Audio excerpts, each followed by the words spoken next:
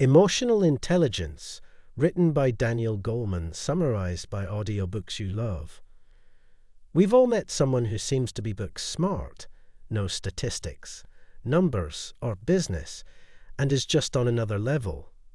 Many of these same individuals seem to have no friends and are always alone, despite the fact that they are very clever and could help with a range of learning and commercial possibilities. They look to be unlikable, and despite their intelligence, putting up with them is just not worth it. What about those apparently uncontrolled impulses, such as your dread of snakes and spiders, which causes you to perspire immediately, or your inability to resist certain sweet meals, even when you're attempting to diet? Daniel Goleman discusses these topics in his book Emotional Intelligence.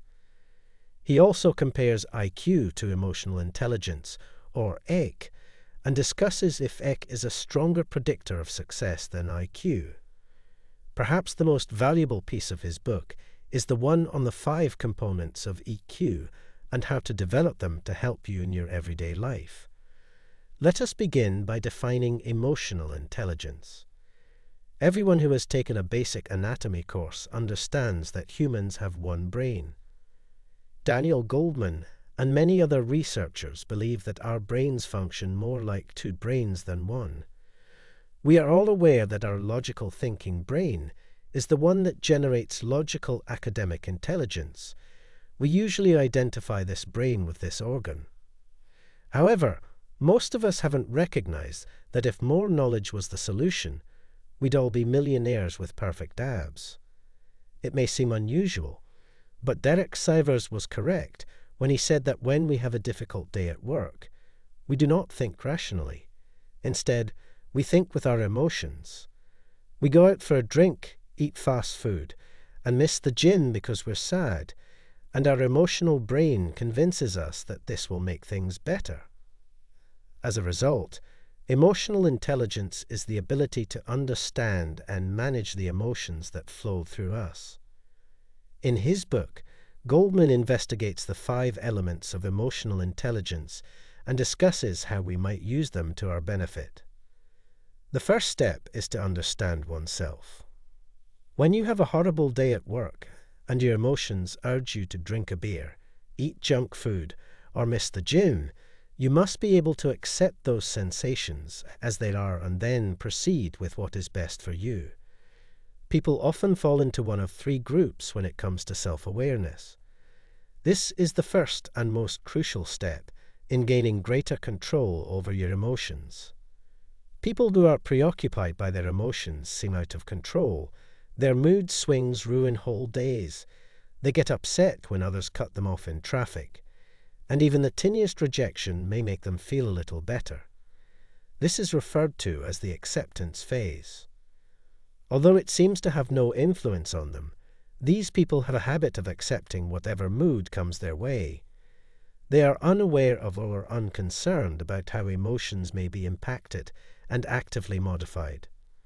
Finally, those among us who are self-aware are individuals who actively observe their emotions as they arise and have acquired awareness towards their feelings, either naturally or via practice. These individuals are more likely to accomplish their objectives because they are not distracted by mood fluctuations, and unpleasant moods endure less time since they are identified and treated. To become emotionally intelligent, first become aware of your emotions, and then consider how to manage them. The author uses an illustration that many of us are probably all too acquainted with. When you are driving down the highway and someone cuts you off, you get enraged and see red blasting your horn, putting up 1-finger salutes, shouting, and screaming. You've entirely lost control of your emotions. Instead, try taking a big breath and saying, "Maybe you didn't see me." Being open-minded and giving the other person the benefit of the doubt allows you to regulate your own mood while also controlling your emotions. Brad Metzler once stated, "Everyone you meet is fighting a battle you don't understand. Be kind always." The second aspect is motivation. At the top of any field, You will discover individuals who have figured out motivation, those who have broken the code and refuse to be derailed by failures. Goleman describes the first skill as the ability to postpone gratification.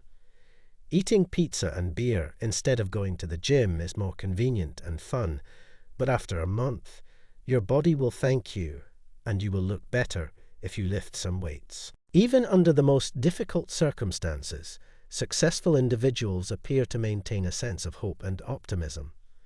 Salespeople are typically taught that sales is really a numbers game that each knows brings them closer to a yes.